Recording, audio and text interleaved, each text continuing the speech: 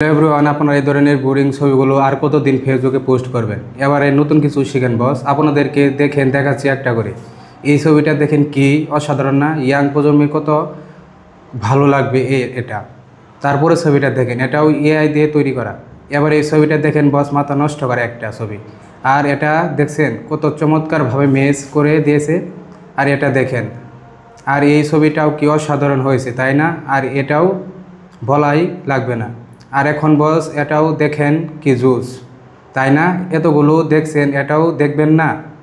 আর এখন এটা দেখেন, এই ছবিগুলো আমি আসলে কিভাবে এডিট করলাম আজকের ভিডিওতে মূলত সেই প্রসেসটাই আপনাদেরকে দেখাবো। চলুন তাহলে শুরু করি।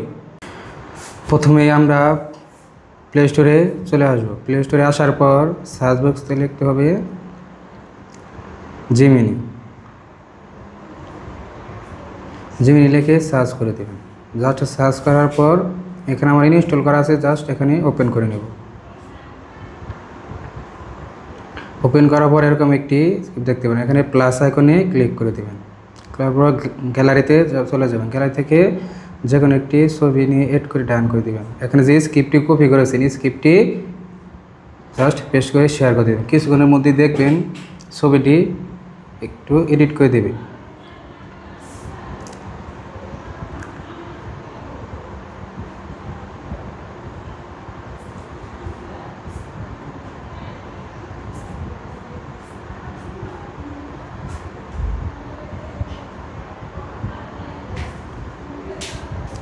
দেখতেই পাচ্ছেন ছবিটি তারা আমাদের এডিট করে দিয়েছে, একটু ফেস টু ফেস, কোনোই নেই। জাস্ট এখানে ডাউনলোড অপশনে ক্লিক করে গ্যালারিতে শো করবে।